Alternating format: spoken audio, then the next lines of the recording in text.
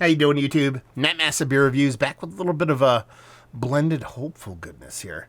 From Kuhnehen Brewing, it's their Solstice Stout 2018. Yeah, as they say in the back here, this is a special blend of ales, aged ales. This beer, black in color, with robust flavors of sweet roasted malt and toffee. I didn't look up anything about this beer because I didn't want to know what the blend was. That being said, I think I remember a comment coming across on the unboxing that this was a blend of like their 4D and something else. I could be wrong. Stop messing around there. My dog's... What are you looking? What are you trying to get at here? Is that wood? No, I don't know. Taco. Come here. Come on. Up. Come on. Up. Say hi to everybody, Taco. Taco, he likes to do this thing where he jumps on my chest. What are you being so crazy about? You're like going crazy right now. We got a new baby, so he's not getting enough attention, and he's just being a little bit of baby himself because he's less than 2 years old, and that's what baby dogs do. Right, bud? Right, bud? Nah. Okay. Beer time. And yeah, so I didn't want to do any research because that's how I roll when it comes to these kind of beers. And let's dive into this sucker. See what we got. This comes courtesy of my boy Rick. Rick sent me off a box. There were some mystery beers in the box. There's some West Coast beers in the box, and there was 4 Kuhnehen bottles in the box. This would be the first one I am opening. This would be the first one I'll be drinking. That's how it works. Using my little grandma snifter I have here. And by grandma snifter, I mean literally my grandma gave me this snifter.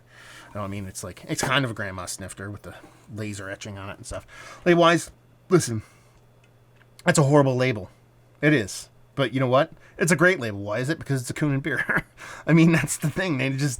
Their labels are all the same. They kind of look like beer you'd find at like a medieval times or some kind of Renaissance fair. You know, Stonehenge and filigree and a font from the font that costs nothing that looks like it was on the 10 Commandments. I don't know. What do you want me to say?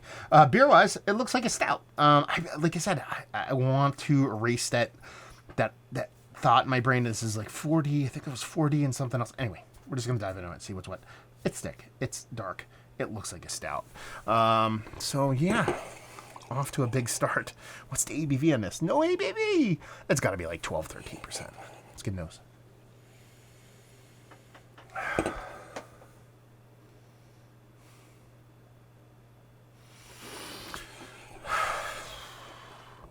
One of these times when I get one of these beers, I want to sit here and huff it for like an hour and see what you guys say. Just do it as a goof. Because I could huff this beer for an hour. I'm not going to, but I could. I could talk about it too when I'm actually smelling. Everything here is like, I hate using the word tobacco. I never use it, but this is about as close as I'm going to get to feeling like I need to use this because there's an oldness to this, not in a musty sense, but more than like an old belt, old leather belt, old pouch of tobacco, those kind of things. I don't think there's tobacco in here, but it reminds me of old.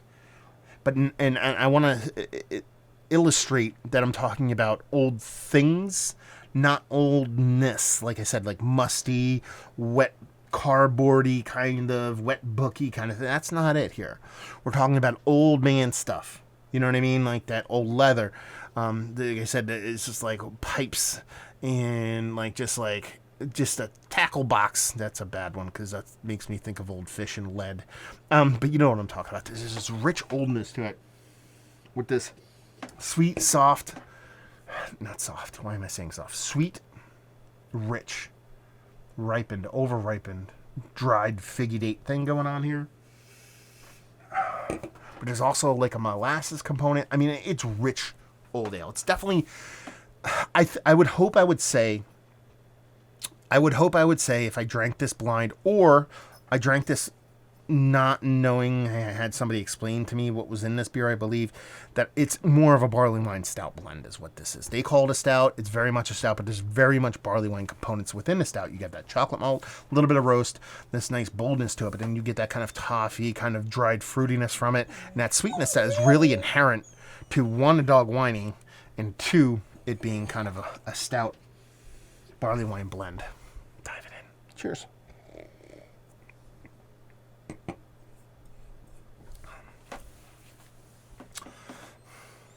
This reminds me of something so much. It's probably another Kuhnhen beer, actually. It's without a doubt a barley wine stout blend. That would be readily apparent. No, we're doing a review. When I'm done with the review, we'll do whatever you want. Until I'm done with this review, I'd appreciate it if you don't talk. Deal? Okay. But it has that. What I got on the nose is definitely there in the taste. And I got this big roasted malt component, this chocolate notes. It's cool. It's almost like a chocolate red velvet cakey thing going on, in combination with how the barley wine is coming off. This big, bold sweetness, not nearly as old and dense and rich as toffee. It comes off a little bit more kind of sweetened, like molasses, kind of caramelly. But when you marry it with that stout, it's fighting back and forth, but in almost like fighting together, like back to back is probably a better explanation to put it, because they're playing off each other. They're so different as far as their profiles, but it's one of those things where they're so different they make sense together. You know, a chocolate peanut butter kind of combination thing going on, because that stout is a bit more kind of drier, a bit more kind of roasty, a bit more abrasive, whereas that barley wine is a bit more sweet, a bit more syrupy, a bit more kind of desserty. And it just putting them together ends up being this nice kind of delicious hair on fire, high octane. It's got to be close to 13, maybe 14%. Big, huge, burly blend. Now, we didn't talk about it yet. Throw that combination of age in there. And that's where I think it really does kind of come together. Drink this fresh. I think it's a bit hotter, obviously, but I think it might be a bit more singular. When I was talking about them fighting back to back, might be more of them fighting face to face.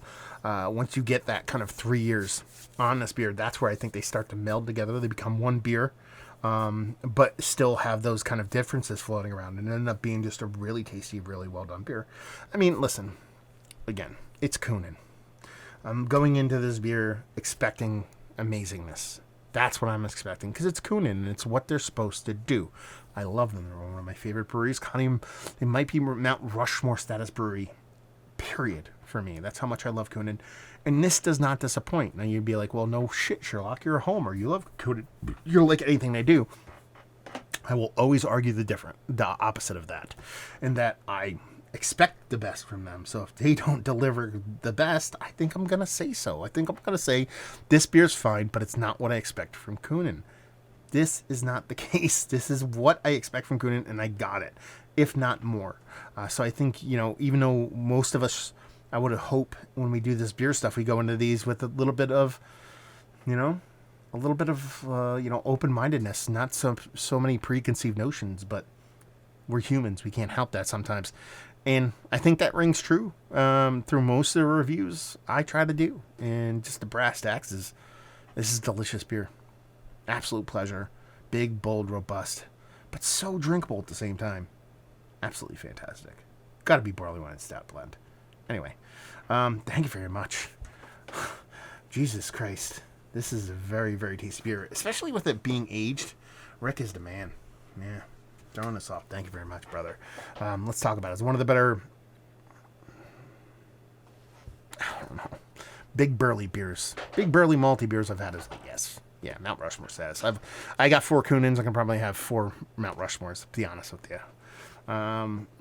Leave you with, value and availability, no idea. I think Kuhnen's always been brewery only. I could be wrong. And leave you with, if you like what, will you like this? If you like Kuhnhen, you like Hair to Dog, you like these big burly, the brewery, some of the Cane Barrel Age series. If you like big burly malty forward beers, and you're going to dig this.